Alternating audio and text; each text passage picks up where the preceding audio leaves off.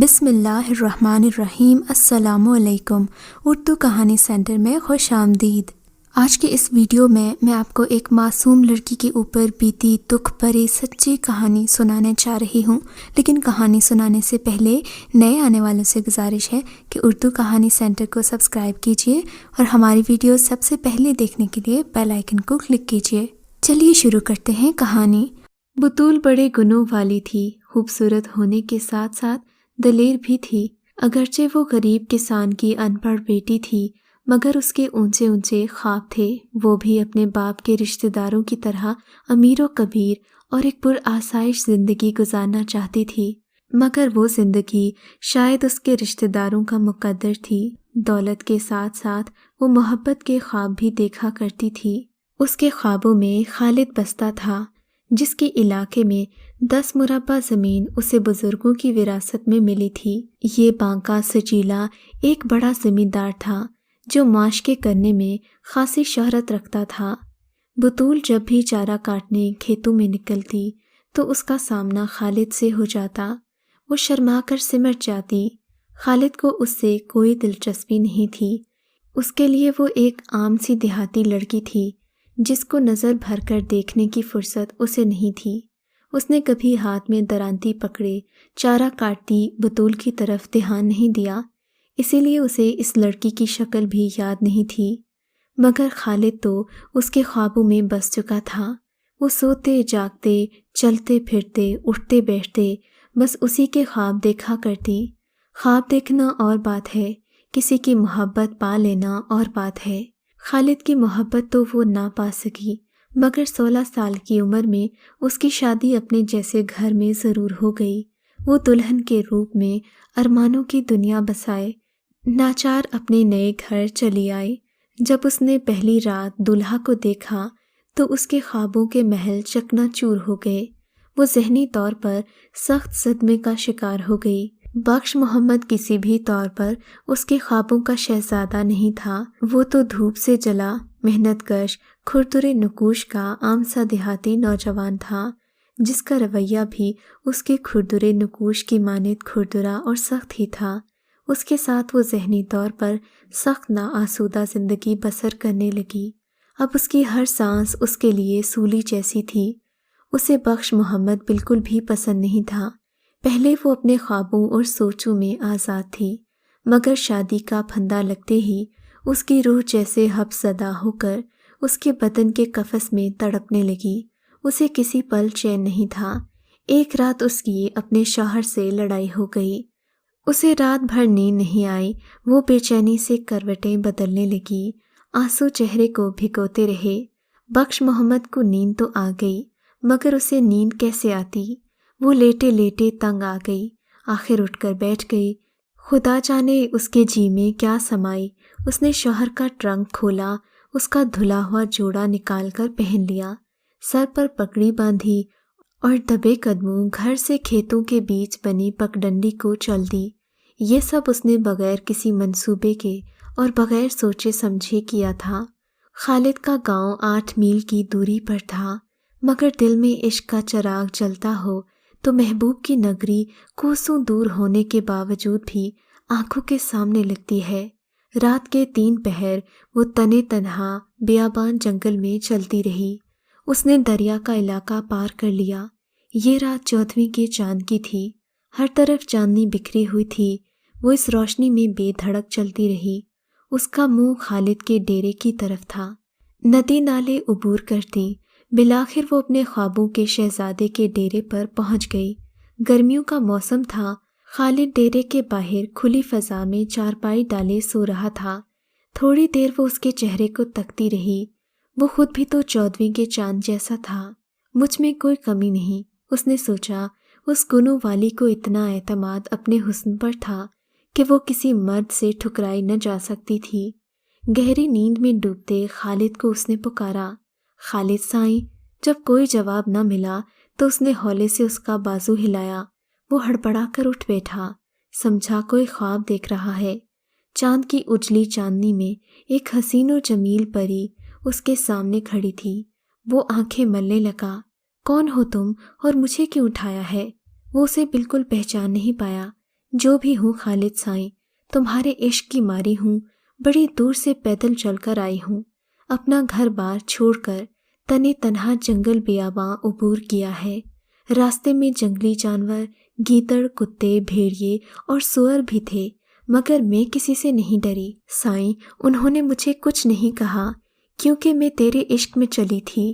اب بتا مجھ سے کیا سلوک کرے گا؟ خالد اس کی باتیں سن کر حیران رہ گیا۔ اس نے تو کبھی خواب میں بھی نہیں سوچا تھا کہ کوئی لڑکی اس کے عشق میں یوں بھی دیوانی ہو سکتی ہے۔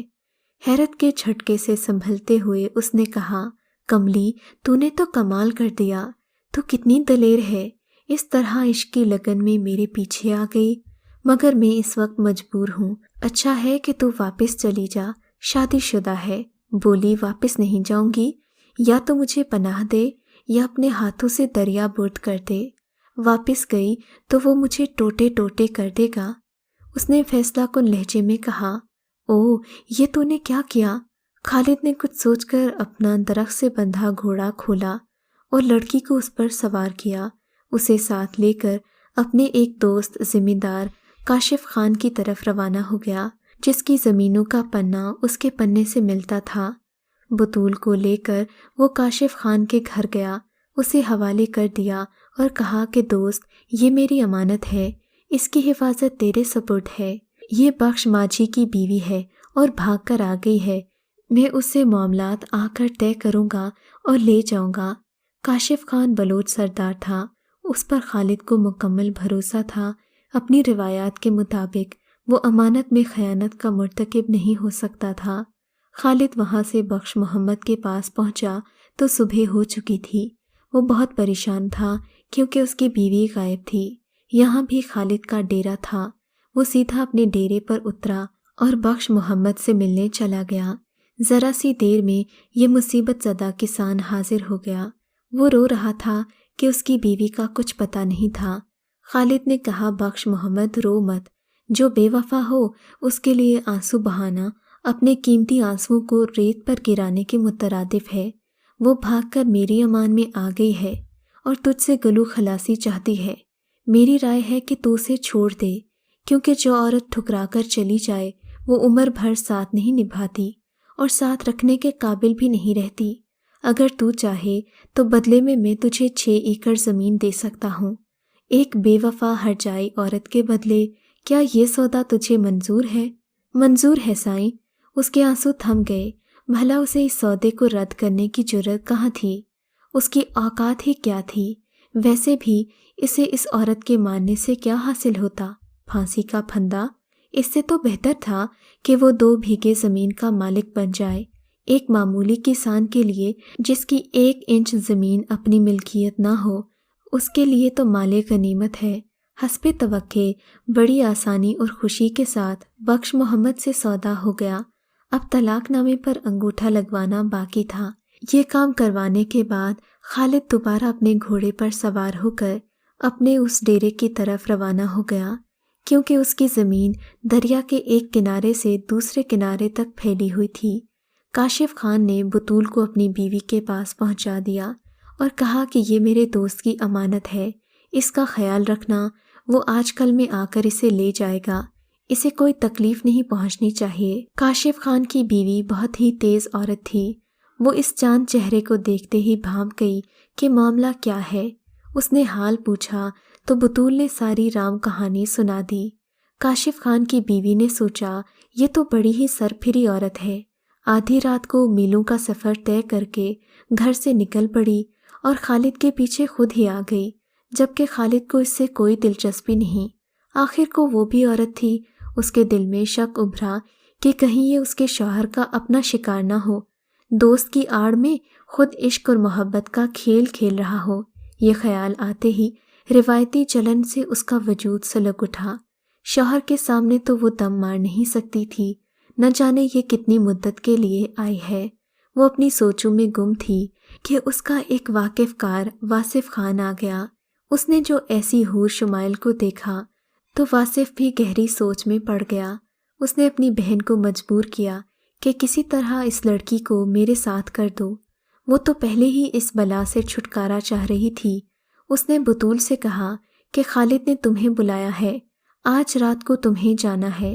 بطول کو اس نے رات کو اپنی ملازمہ کے ساتھ قریبی کھیتوں میں بھیج دیا، مگر خالد وہاں نہیں تھا، سو 2 لوگوں نے اسے پکڑ کر گھوڑے پر سوار کیا اور اسے لے گئے۔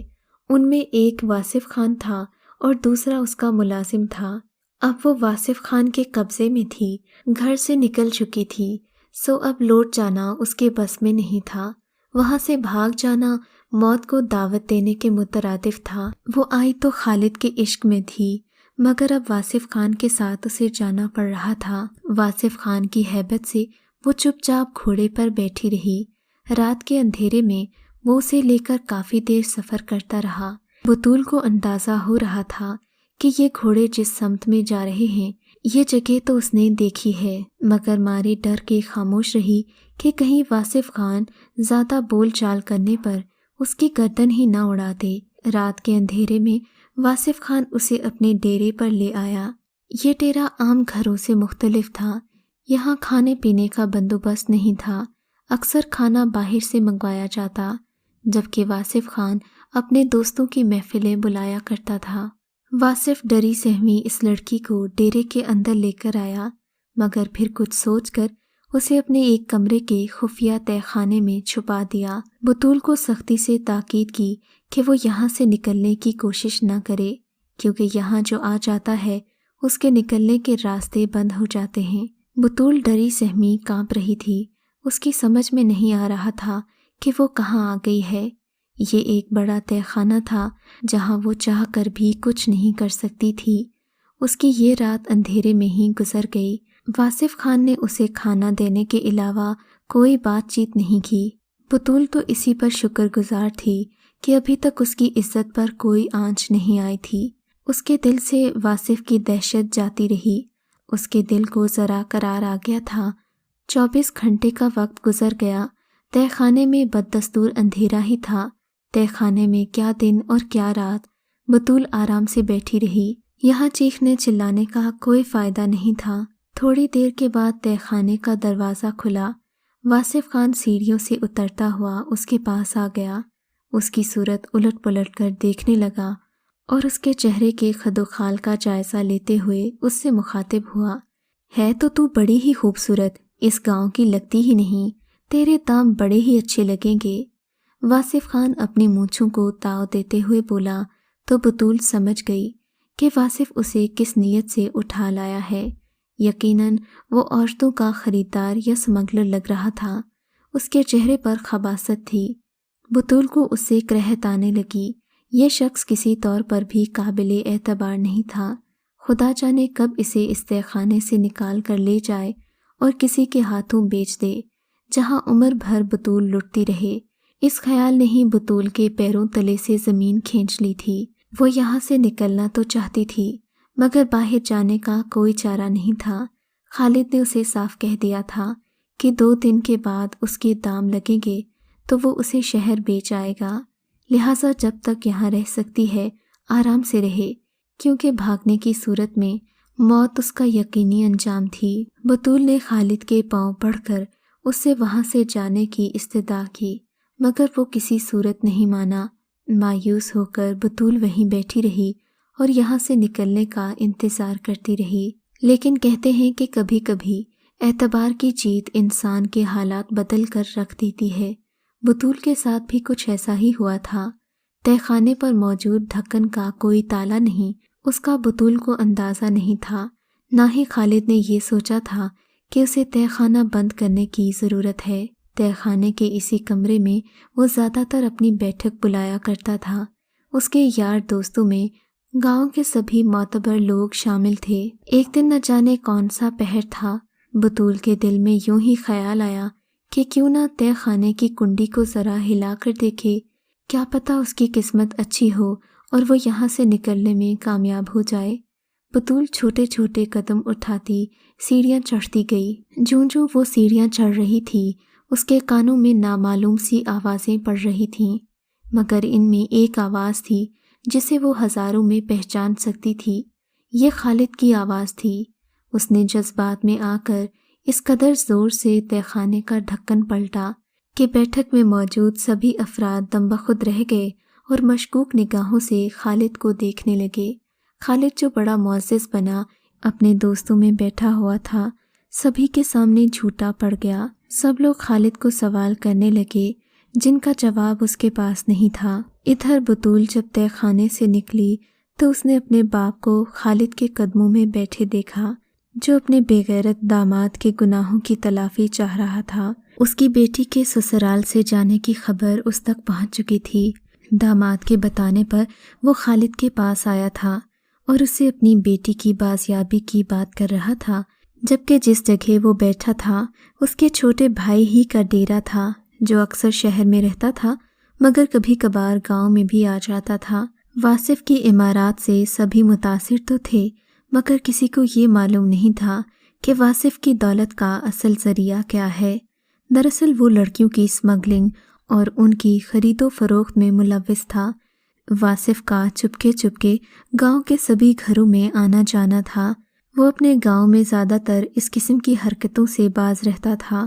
ہاں، البتہ آس پاس کے گاؤں کے سبھی گھروں پر اس کی نظر رہتی تھی۔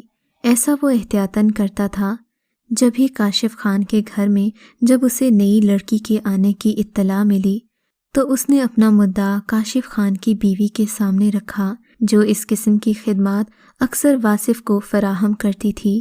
اب جب کہ واصف کے گھر سے ایک لڑکی برآمد ہو گئی تھی، وہ بھی وہ لڑکی جو خالد کی منظور نظر تھی، تو اس کا بھانڈا پھوٹ گیا۔ وہ اس لمحے کو پچھتانے لگا جب اس نے اس سرپھری لڑکی کو اس تہہ خانے میں بند کیا تھا۔ یوں واصف خان کی سب کے سامنے بے عزتی ہوئی۔ خالد نے اس سے ناتا توڑ لیا جو پہلے اس کے خاص آدمیوں میں سے تھا۔ خالد کو یہ علم نہیں تھا کہ واصف خان اس قسم کی حرکتوں میں ملوث ہے۔ خالد سے اس نے ہر قسم کا ناتا توڑ لیا، جبکہ بطول کو دیکھ کر اس کی پرانی محبت جاگ اٹھی، جو اس کے عشق میں پہلے بھی کئی صحبتیں کاٹ چکی تھی۔ خالد نے بھری بیٹھک میں گاؤں کے معتبر حضرات کے سامنے اس بات کا اعلان کیا کہ وہ بطول کو آزمائے گا اور اسے دھوم دھام سے شادی کر کے لے جائے گا۔ وہ بطول جو کبھی خالد کے خواب دیکھا کرتی تھی، آج اس کے سامنے کھڑی تھی، جس کی آنکھوں میں محبت اور عشق کے جنون کے سوا کچھ نہیں تھا۔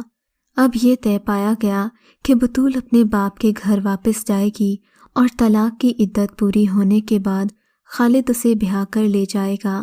شرعی تقاضا تو یہی تھا کہ وہ اپنے باپ کے گھر رہتی، کیونکہ اس کی عدت کے دن تھے۔ لیکن جب بطول اپنے گھر واپس آئی تو گاؤں میں چہمو گوئیاں شروع ہو گئیں۔ منہ پر تو کوئی کچھ نہ کہتا مگر پس پشت سبھی بطول کی برائیاں کرتے، ساتھ ہی ساتھ بخش محمد کو آوارہ اور بے غیرت کہتے۔ پہلے تو بخش محمد نے بات یہ کہہ کر دبا دی تھی کہ وہ کسی کے ساتھ بھاگ گئی ہے۔ سبھی نے بخش محمد سے ہمدردی کی تھی، لیکن اب جب کہ یہ معاہدہ سامنے آیا تو لوگوں نے بخش محمد کا مذاق اڑانا شروع کر دیا، جس میں گاؤں کے مرد پیش پیش تھے۔ بخش محمد کی سوئی ہوئی غیرت اچانک ہی جاگ اٹھی۔ اب وہ دن رات بے چین رہنے لگا اور سوچنے لگا کہ کوئی طریقہ ہو کہ میں بطول سے بات کروں اور اسے اپنی زندگی میں واپس لے آؤں، مگر یہ سب تو ممکن نہیں تھا۔ وہ عورت جو اس کے ہوتے ہوئے اس کی نہ ہو سکی، اب تو اسے خالد کی شے بھی مل گئی تھی، کیوں کر اس کے پاس واپس آتی۔ اس نے کئی بار رجوع کرنے کی کوشش کی مگر بطول کی طرف سے کوئی جواب نہ پا کر وہ سخت مایوس ہوا۔ بالآخر ایک دن اس کے دل کا غبار باہر آ ہی گیا۔ رات کے اندھیرے میں جب کہ بطول اپنے گھر میں سو رہی تھی، بخش محمد نہاتا ہی بطول کے گھر میں کود آیا اور اسے وہاں سے لے جانے کی کوشش کی۔ اسی لڑائی جھگڑے میں دونوں طرف سے جھڑپیں ہوئیں اور یوں بخش محمد کے ساتھ ساتھ بطول بھی جان کی بازی ہار گئی۔ رات کے اس اندھیرے میں 3 لوگوں کا خون گرتے دیکھا گیا تھا۔ بطول اپنے انجام کو پہنچ چکی تھی، جبکہ خالد جو اس سے محبت کے دعوے کرتا تھا کچھ دن تو اس کی یاد میں اداس رہا، پھر اس بات کو بھول بھال گیا۔ بطول کی موت کو ابھی 40 دن بھی نہیں ہوئے تھے کہ اس نے دھوم دھام سے شادی رچا لی۔ اس کی شادی میں لوگ بطول کا ذکر کرنا بھی بھول گئے۔ سچ ہے جو اللہ تعالیٰ کی حدود کو پار کرتا ہے اس کا انجام ایسی ہی رسوائی اور ایسی ہی گمنامی ہے۔ اگر بطول اپنے شوہر سے نباہ کر لیتی تو یقیناً اسے یہ دن دیکھنا نہ پڑتا کہ اس کی لاش پر کوئی آنسو بہانے والا بھی نہیں تھا۔ اگر آپ کو ہماری کہانی اچھی لگی ہے تو اردو کہانی سینٹر کو سبسکرائب کیجیے اور ہماری ویڈیوز سب سے پہلے دیکھنے کے لیے بیل آئیکن کو ضرور کلک کیجیے۔ اور ہاں، کامنٹ سیکشن میں اپنی رائے کا اظہار کرنا مت بھولیے گا۔